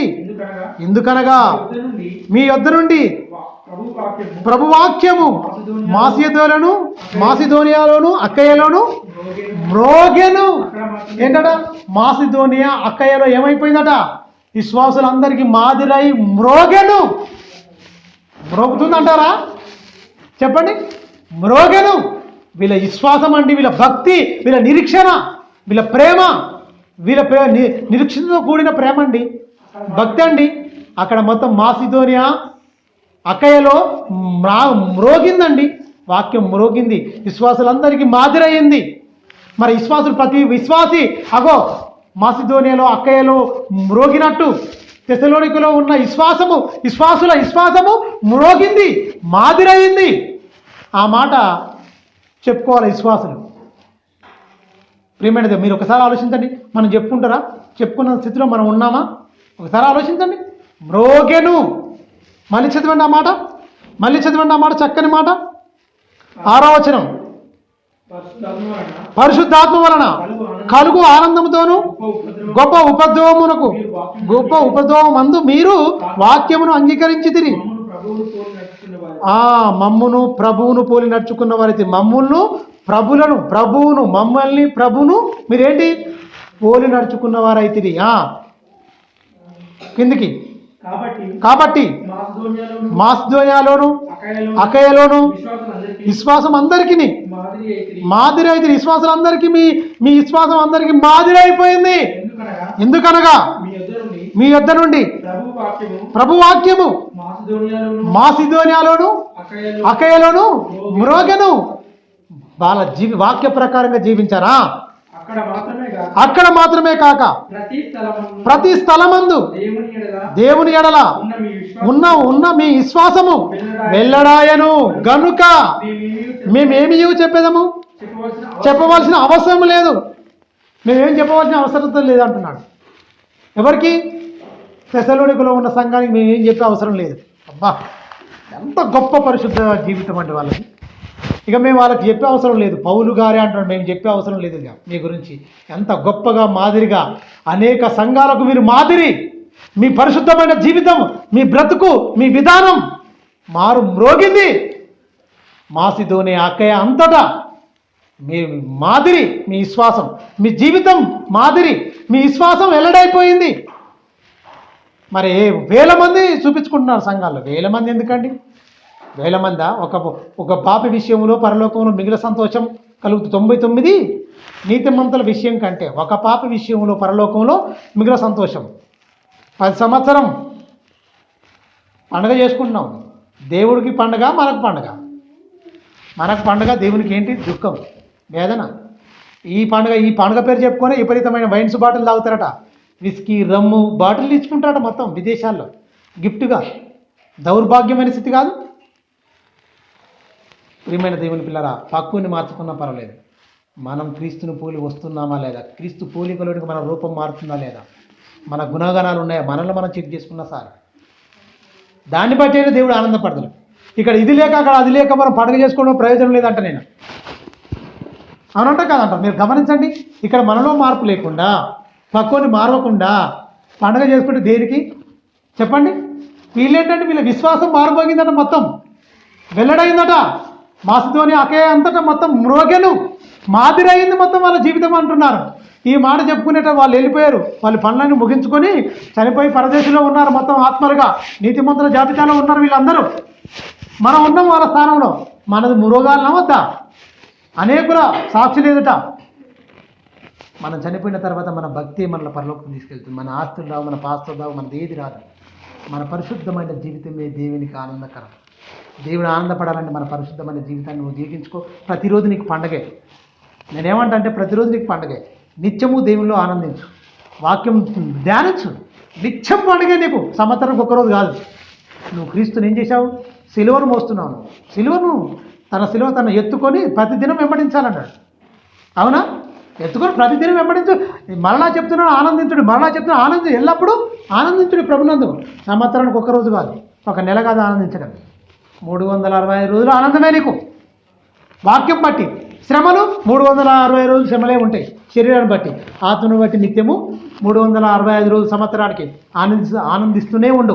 వాక్యంలో 365 రోజులు బట్టి భౌతికమైన శరీరం అంటే శరీర సంబంధమైన కష్టాలు, కన్నీలకు, శ్రమలు పడుతూనే ఉండు. ఇవి పోయేది కాదు. ఈ బతుకున్న రోజులు ఈ సుఖ దుఃఖాలు రెండు జత కలిపినాయే. ఉన్న రోజులు ఈ రెండింటిని అనుభవించే ప్రయాణం నడుస్తూనే ఉండాలి.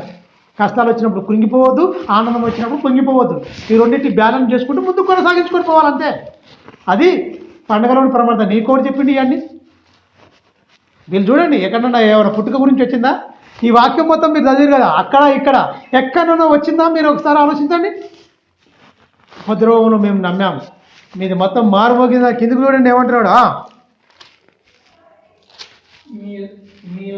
మీ యొద్ద మాకెట్టి ప్రవేశము కలిగను. అక్కడ జనులు మమ్మను గూర్చి తెలియజేయుచున్నారు. మరియు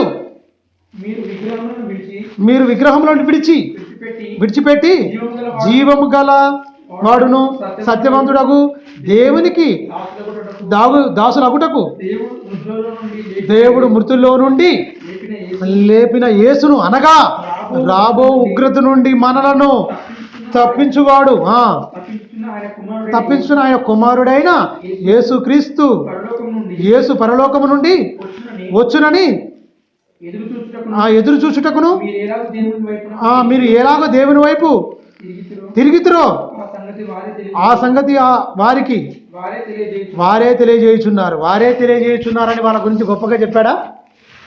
ఇది యేసుక్రీస్తు మరణ సమాధి పునరుత్థానం గురించి ఇది చాలాసార్లు ఇలానే రాయబడింది. అవునా? రాయబడిందా?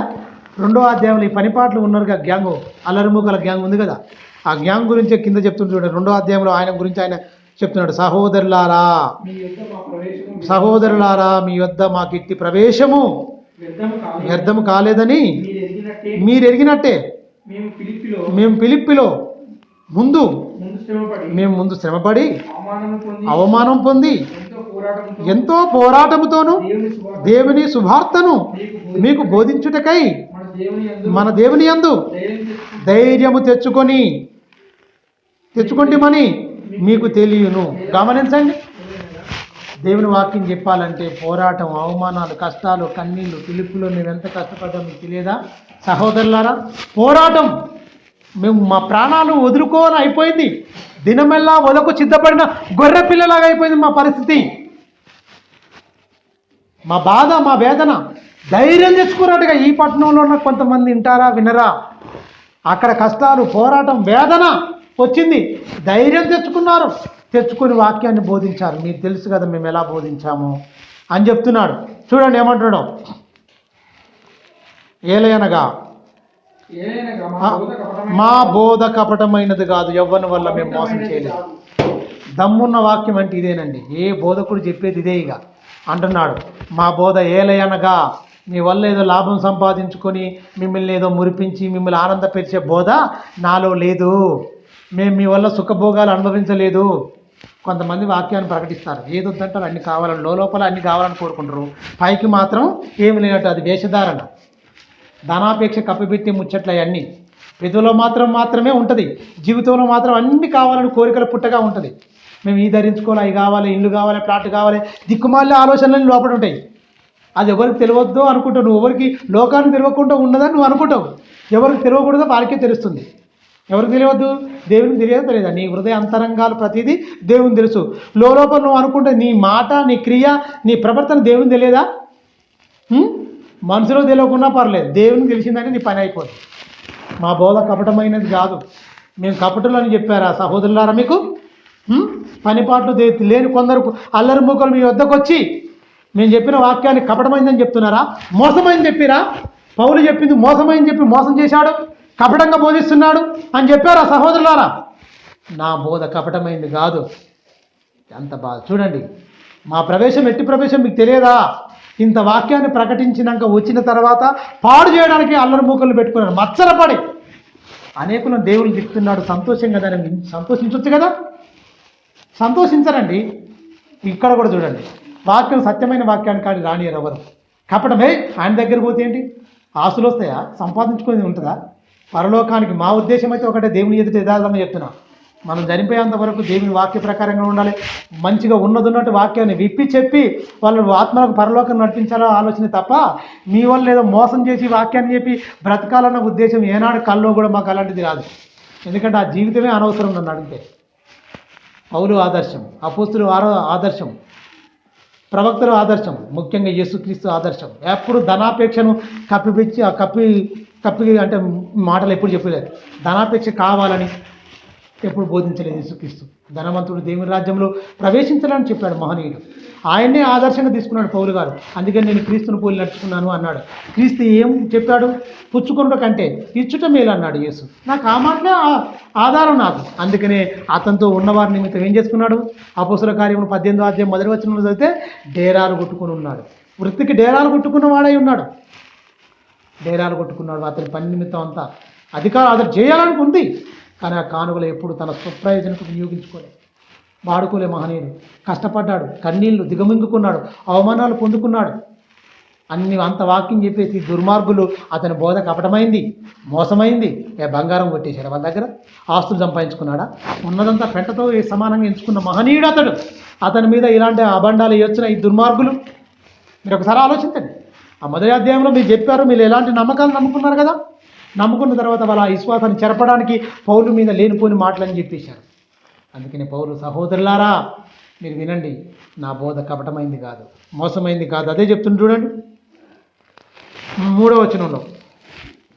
ఏలయనగా అంటే వాళ్ళు ధైర్యం తెచ్చుకొని వాళ్ళకి తెలియజేసి, ఏలయనగా మా బోధ కపటమైనది కాదు, అపవిత్రమైనది కాదు, మోసయుక్తమైనది కాదు, కానీ మా సువార్తను మాకు అప్పగించుటకు యోగ్యులమని దేవుని వలన ఎంచబడిన వారమని మనుషులను సంతోషపెట్టే వారము కాక మన హృదయములను పరీక్షించు దేవుణ్ణే సంతోషపెట్టు వారమై బోధించుచున్నాం. చూడండి, ఇలాంటి బోధ ఎవరు చెప్తున్నారండి? దేవుణ్ణి, మన హృదయమును పరీక్షించే దేవుడు సంతోషపడాలి నీ బోధలో. నువ్వు సంతోషపడవు, నీకు మనందరికీ బాధ అనిపిస్తుంది, కానీ దేవుడు సంతోషపడతాడు. తెలుసా?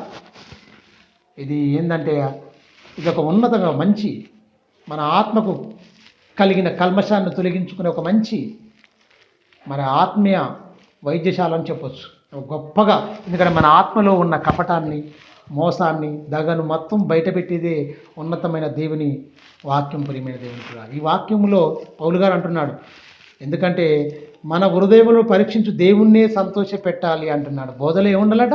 దేవుడు సంతోషపడాలి. నీ బోధలో నా బిడ్డ ఉన్నదున్నట్టు నేను చెప్పిన బోధ బోధిస్తున్నాడు, ఖచ్చితంగా ఉన్నదున్నట్టుగా బోధిస్తున్నాడు.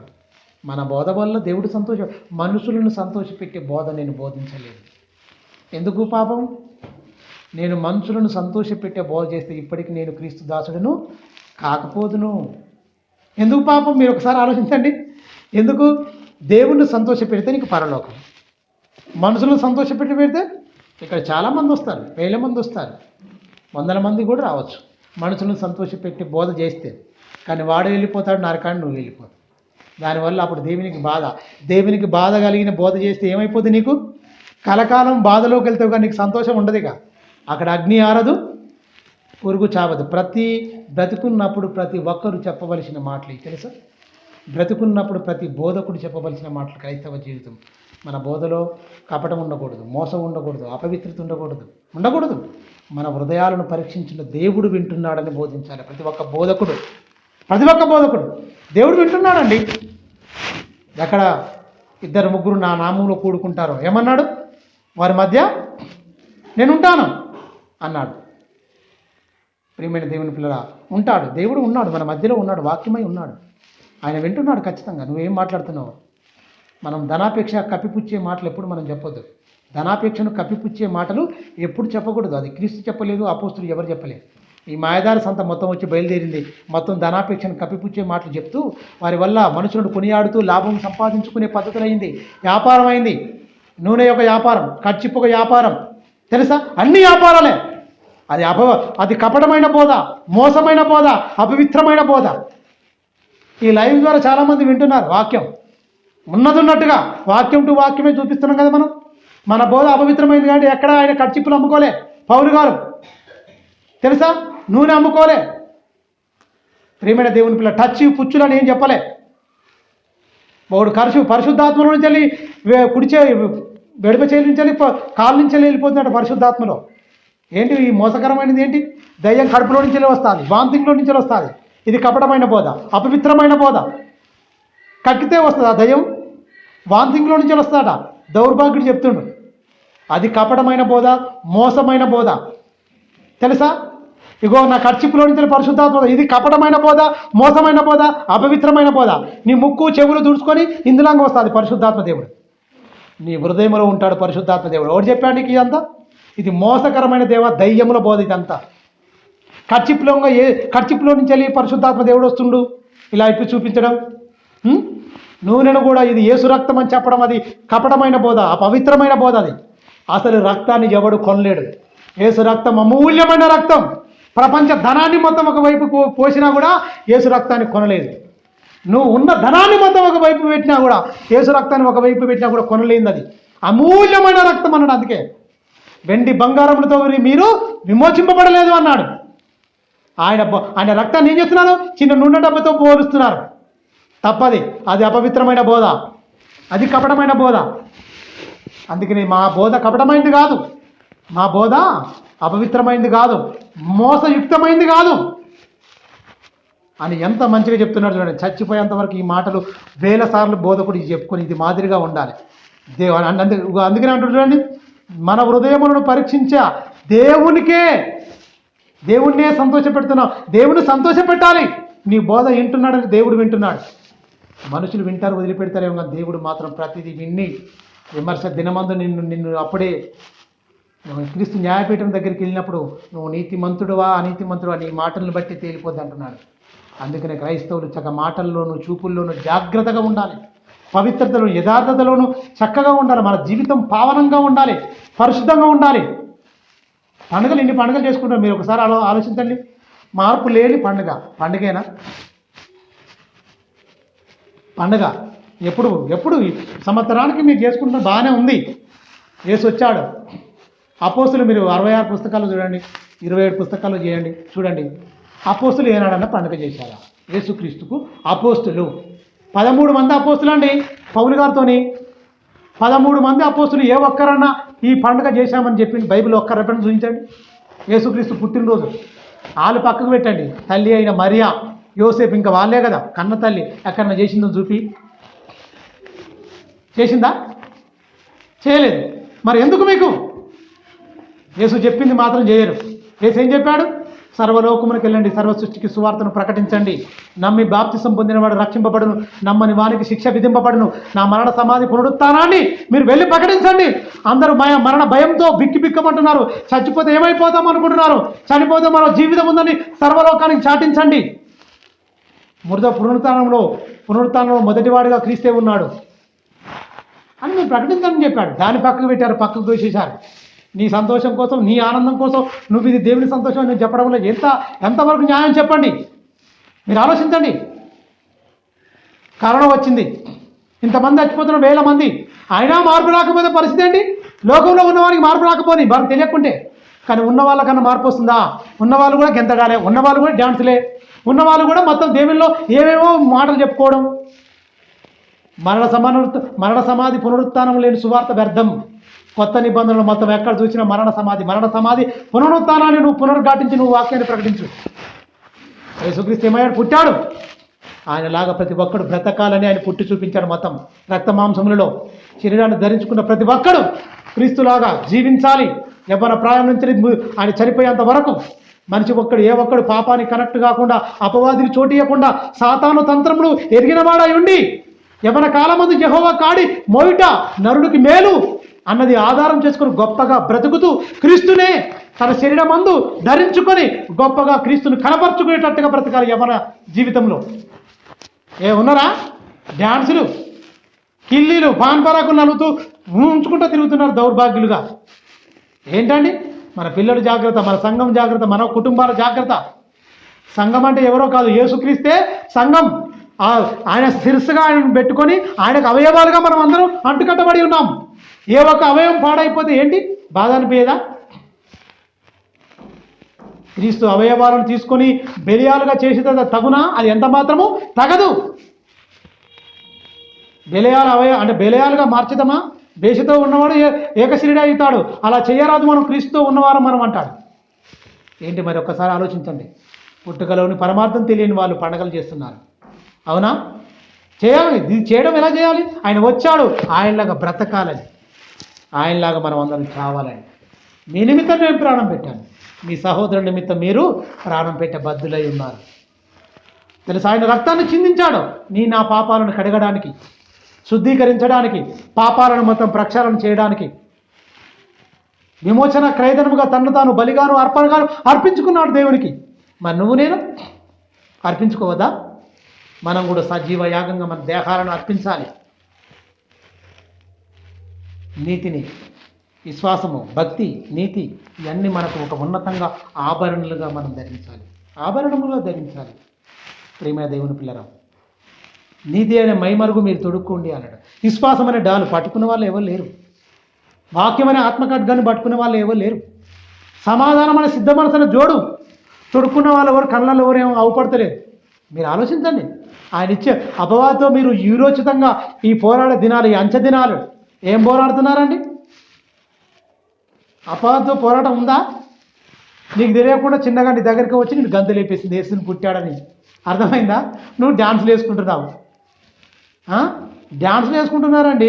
పిల్లలందరూ యవనస్తులను, ఆడపిల్లలకి తీసుకొచ్చుకొని, ఆడపిల్లను మగపిల్లలను ఒక డ్యాన్స్ మాస్టర్ను కొరేగా చేయించుకుంటున్నారు. మొత్తం డ్యాన్స్ మాస్టర్ని తీసుకొచ్చుకొని ఎందుకు అని పనికి మళ్ళీ మీ రాజు నా రాజు పుట్టింది నువ్వు, ఆయన పుట్టింది నువ్వు డ్యాన్స్ చేస్తే ఆనందపడడం కాదు, నువ్వు మారితే ఆనందపడతాడు.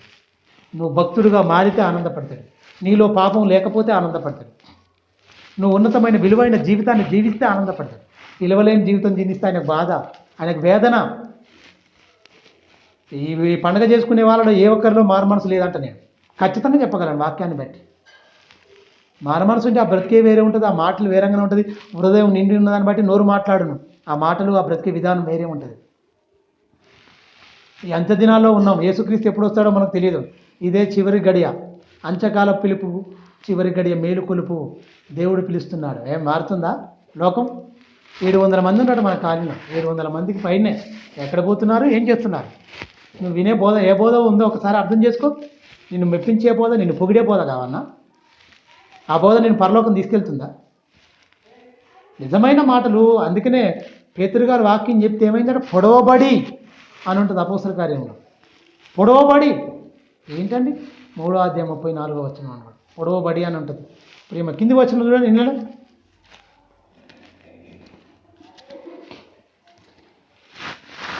తెసలోనికీయులకు రాసిన పత్రిక మొదటి పత్రిక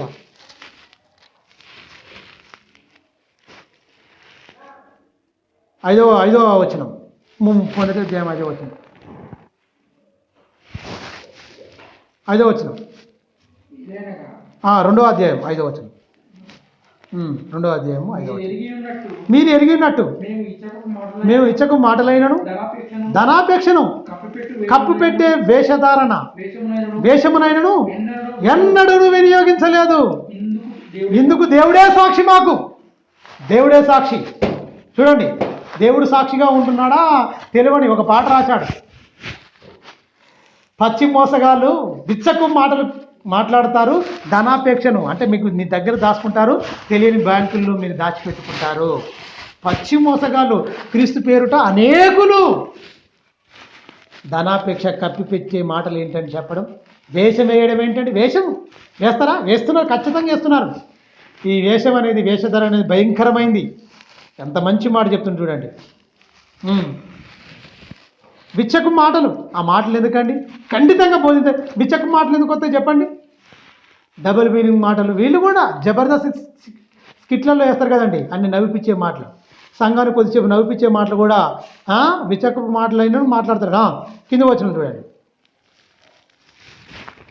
5వ వచనం మళ్ళీ చదువుకున్నాం.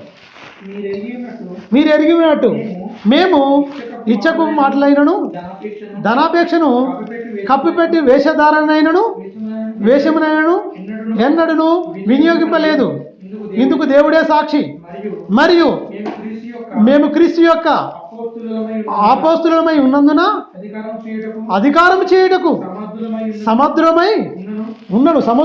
సమర్థులమై ఉన్నను మీ వలననే గాని ఇతర వలనైనా గాని మనుషుల వలనైనా గాని కలుగు ఘనతను మేము కోరలేదు.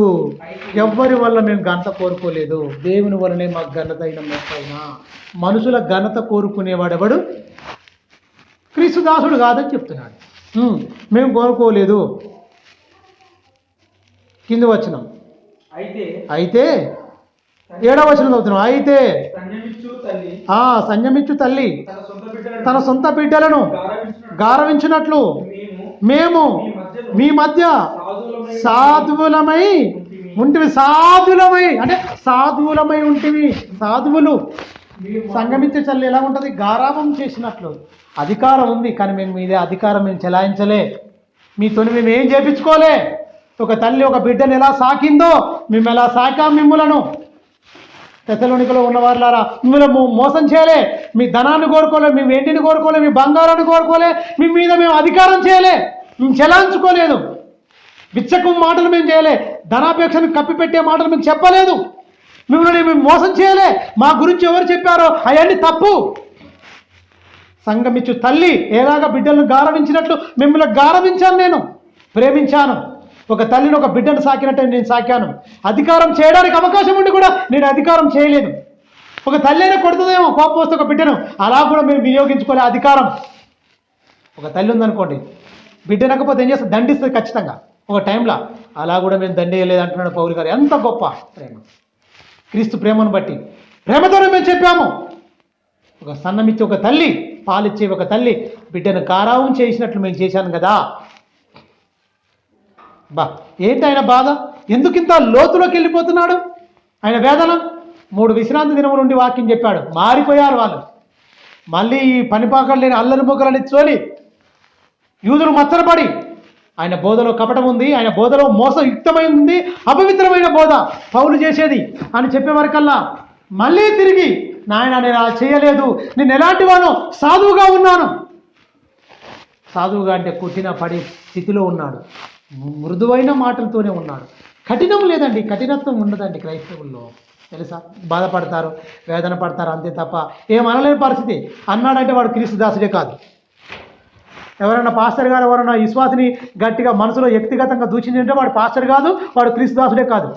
ఈ మాటలను బట్టి ఏమన్నాడు? సాధువులుగా ఉన్నాము, సంఘమిచ్చే తల్లి గారవించినట్లు నేనును మిమ్మల్ని గారవంగా మిమ్మల్ని నేను పెంచాను కదా అంటున్నాడు.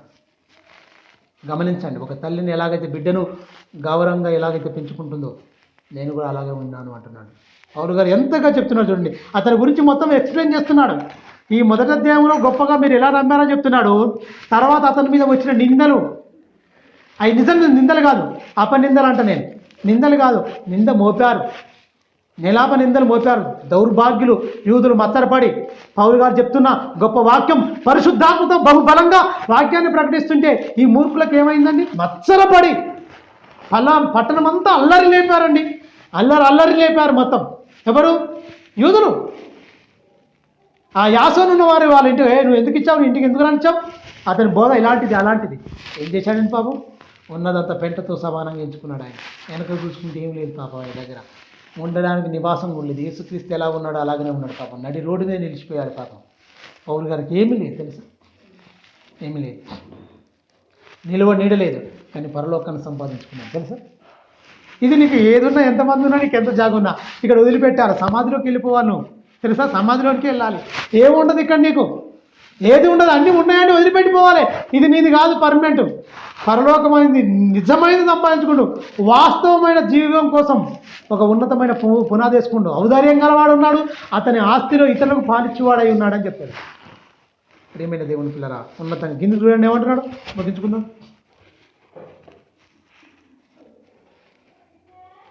ఎనిమిదో వచనం,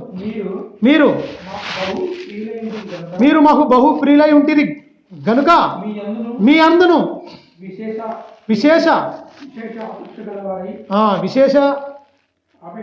అపేక్ష గలవారై దేవుని సువార్తను మాత్రమే కాక మా ప్రాణములను కూడా మీకిచ్చుటకు,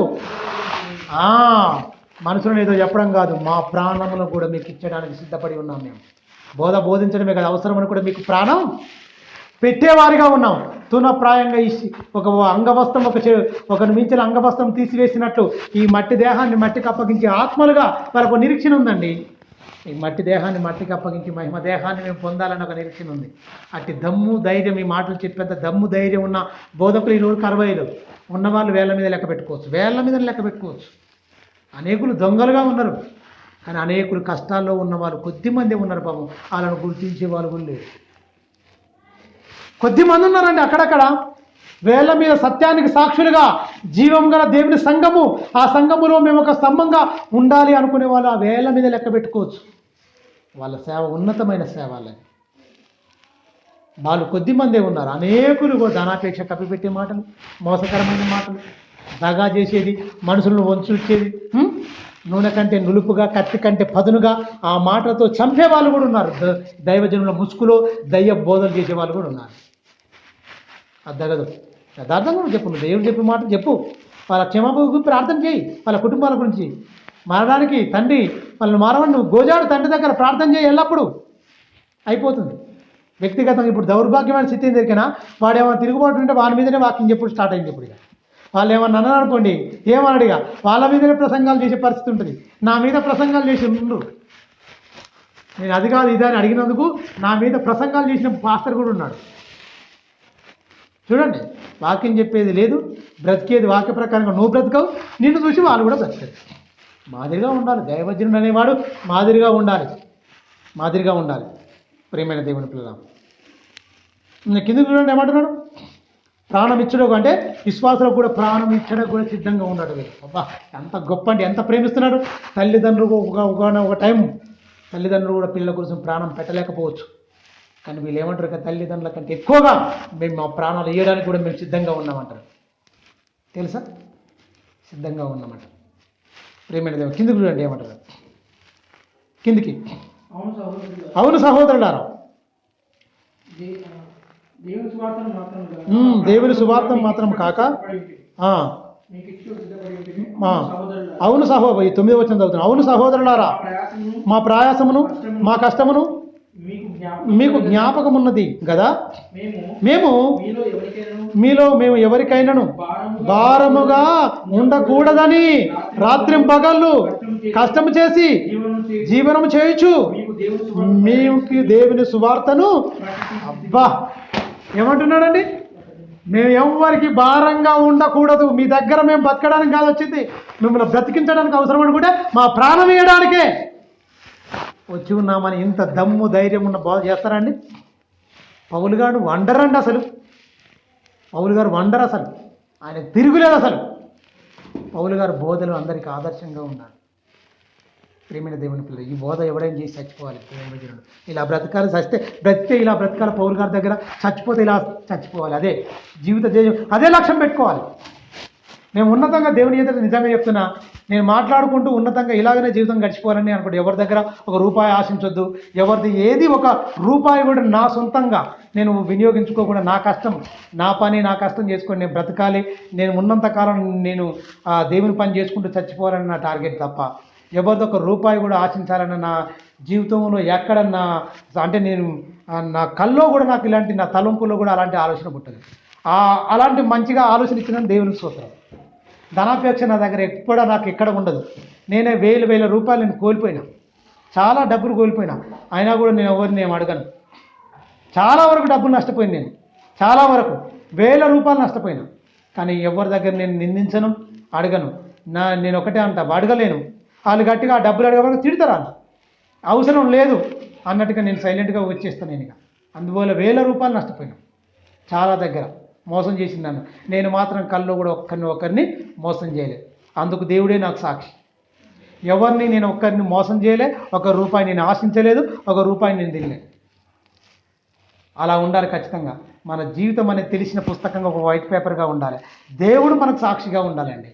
మనుషులు సాక్షిగా, దేవుడే సాక్షిగా ఉన్నట్టే మనుషులు ఆటోమేటిక్గా సాక్షులు అయిపోతారు. ఎందుకంటే మన జీవితం అంత పరిశుద్ధంగా ఉంటుంది కనుక మనం ఉన్నతంగా ఉండాలి. బ్రతుకుతున్న మట్టుకైతే క్రీస్తే చావైతే లాభం అని బ్రతికిన వ్యక్తి మీద నిందలు, అవమానాలు వచ్చినాయి. అవమానాలన్నింటికి క్లారిటీ చేసుకోవడానికి 2వ అధ్యాయం అదే. వాళ్ళు నమ్మిన విధానాన్ని రాసిన పై వచనాల్లో 10 వచనాల్లో 10 వచనాలు ఉన్నాయి మొదటి అధ్యాయంలో. ఇక 2వ అధ్యాయంలో మొత్తం ప్రియమైన దేవుని పిల్లల మొత్తం 20 వచనాలు ఉంటాయండి. 2వ అధ్యాయంలో 20 వచనాలు ఉంటాయి. ఇప్పుడు మనం 9-10 వచనాల అక్కడికి వచ్చినాం. వచ్చే వారం మాట్లాడుకుందాం ఉన్నతంగా దాని గురించి. ప్రియమైన దేవుని పిల్లలు, మీరు ఒకసారి ఆలోచించండి. పౌలు గారు, అపోస్తులు, ప్రవక్తులు మనకు మాదిరి గొప్పగా జీవించాలి. ఉన్నతంగా, చాలా ఉన్నతంగా మనం జీవించాలి. బ్రతుకుట మనకు మట్టుకైతే క్రీస్తే చావైతే మనకు లాభం. అక్కడ ఏమైపోయిందండి, అకయ మాసుధోని అంతటా మ్రోగెను వాళ్ళ విశ్వాసం. మన విశ్వాసం కూడా మ్రోగాలి. ఈ జయనరం కాలనీలో అనేకుల కంటే మనం ప్రత్యేకంగా అవపడాలని నేను కోరుకుంటున్నాను. తెలుసా, క్రీస్తు సంఘం స్వరక్తం ఇచ్చి కొన్న క్రీస్తు సంఘం, అది ఆయన రక్తం ఇచ్చి కొన్నాడు. ఆ సంఘములో మనం అవయవాలుగా ఉన్నాం. క్రీస్తుకు శిరస్సుగా పెట్టుకుని ఉన్నాం మనం. తెలుసా, క్రీస్తుకు శిరస్సుగా. క్రీస్తు సంఘం అని ఎవరికి లేదు ఇక్కడ సంఘాలు, తెలుసుగా. అంటే మీరు గమనించండి, క్రీస్తు సంఘం అని ఎందుకు స్వరక్తం ఇచ్చి కొన్నది ఆయనే కనుక ఆయనను శిరస్సుగా పెట్టుకోవాలి. మనం ఆయనకు అవయవాలుగా ఉండాలి. అసలు సంఘం అంటే మనదే. అందువల్ల ఆయన అంటాడు, ఆయన శిరస్సుగా మనం కలిగి ఉన్న మనము అవయవాలుగా ఇగో సంఘంగా మనం ఉండాలి. ఏ ఒక్కరిలో మన లోపాలు ఉండడానికి వీల్లేదు. ఉన్నా సరి చేసుకుందాం, తప్పేముంది. దేవుని దగ్గర ఒప్పుకొని వదిలిపెట్టుకుంటే చాలా మేలు. ఎందుకంటే తన అతిక్రమంలో దాచిపెట్టుకున్నవాడు వర్ధిల్లుడు, కానీ వాటి ఒప్పుకొని వదిలిపెట్టుకున్నవాడు కనికరము పొందును. మనం కనికరం పొందాలి, దేవుని ఎదుట కనికరం పొందాలి. ఉన్నతంగా మనం జీవించాలి. ఈ యూట్యూబ్ ద్వారా, లైవ్ ఛానల్ ద్వారా అనేకులు చూస్తున్నారు.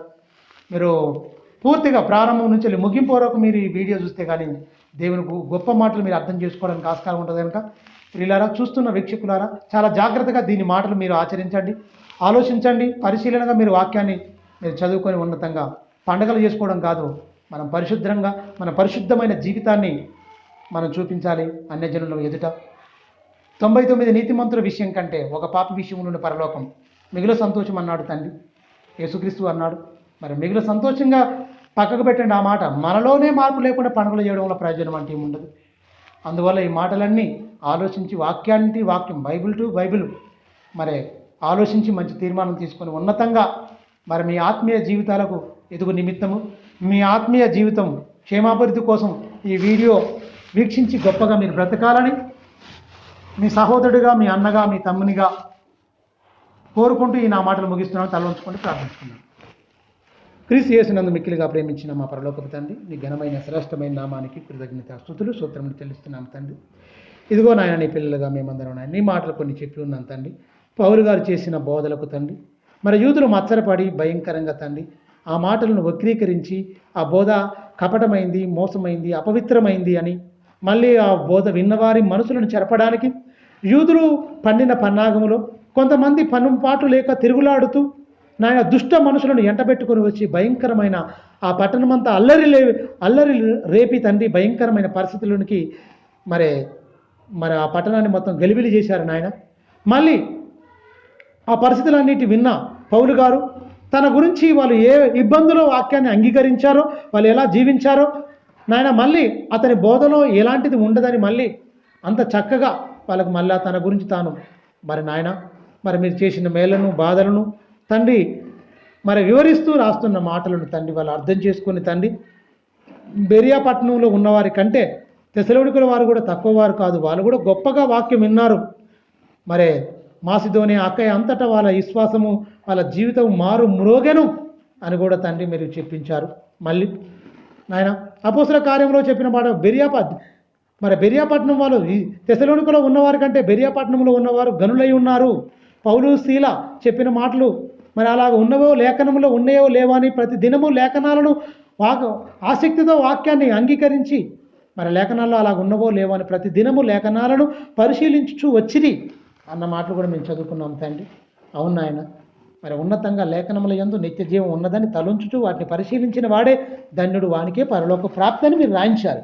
రాయించిన మాటలు ఎవరైతే ఆజ్ఞలన్నీ అనుసరించి ఆజ్ఞలు పాటిస్తూ వాటిని గైకొంటూ గొప్పగా జీవించి నాయన వాళ్ళ జీవితంలో తండ్రి పాత జీవితాన్ని సమాధి చేసి క్రీస్తు యేసునందు కొత్తగా జన్మించిన వాడు బాప్తిసం ద్వారా సమాధి చేయబడి తండ్రి తిరిగి లేపబడిన వాడు, క్రీస్తు లేపబడిన వాడు పైనున్న వాటిని వెతుకుతాడు కానీ భూ సంబంధమైన వాటి మీద మనసు పెట్టుకున్నవాడు క్రీస్తు సంబంధి కాదు. పైనున్న వాటి మీదనే వెతికేవాడే పర సంబంధి, వాడే పరలోక పౌరుడు తండ్రి, మరి క్రీస్తుతోటి వారసుడు అని కూడా తండ్రి వాక్యంలో మేము అర్థం చేసుకున్నాం తండ్రి. నాయన ఈ విన్న వాక్యం తండ్రి ఏమాత్రం వ్యర్థం కాకున్నట్టు ప్రతి మనిషి విని తండ్రి వాక్య ప్రకారంగా జీవించి తండ్రి నిజమైన పండుగ తండ్రి మరి సంవత్సరానికి 365 రోజులు తండ్రి వాక్యంలో నిత్యము ఆనందించాలి తండ్రి. బాధ నిత్యము భౌతికంగా తండ్రి బాధ ఉంటూనే ఉంటుంది తండ్రి. ఈ జీవితం అనేది తండ్రి సుఖదుఖములు రెండింటినీ జతపరిచి పెట్టారు మీరు తండ్రి. ఇది మానవుడు ఉన్నంతకాలం అనుభవించాల్సిందే. వీటికి అంటే తండ్రి ఆత్మ శరీరం కలిసి ఉన్నంత వరకు వీటిని అనుభవించాలి ఈ సుఖ దుఃఖములు నాయన. మరి శాశ్వతమైన సుఖానికి వెళ్ళాలంటే తండ్రి నాయన ఆ స్వర్గానికి పరలోకానికి వెళ్ళాలి అంటే తండ్రి ఇక్కడ మీరు పెట్టిన ప్రతి ఆజ్ఞలు పాటించి నాయన ఈ మట్టి దేహాన్ని మట్టికి అప్పగించి తండ్రి మహాలోకానికి సిద్ధపడాలంటే తండ్రి కదులుతున్న ఆకారంలో ఉన్నప్పుడు ఏమాత్రం పొరపాటు లేకుండా తండ్రి వాక్యమైన వెలుగులో నడుస్తూ ముందు కొనసాగే అట్టి భాగ్యము అట్టి ధన్యత నీ బిడ్డలమైన మా అందరికీ దయచేయమని నిండు మనసుతో వేడుకుంటూ మహిమ ఘనత ప్రభావం నీకే ఆరోపిస్తూ బలమైన నీ హస్తానికి మమ్మల్ని అప్పగించుకుంటూ సమస్తము నీ చిత్తానుసారంగా జరిగించమని మా జీవితాల్లో నీ కనుదృష్టి మా మీద ఉంచి కాచి కాపాడుతున్నందుకు నీకే మహిమ ఘనత ప్రభావం నీకే ఆరోపిస్తూ బలమైన నీ హస్తానికి మమ్మల్ని అప్పగించుకుంటూ ఈ ప్రార్థన నీ ప్రియకుమారుడు మాకు రక్షకుడైన క్రీస్తు యేసు వారి శ్రేష్టమైన నామమున అడిగి బ్రతిమలాడి వేడుకుంటున్నాను తండ్రి. ఆమేన్. క్రీస్తు నామమున.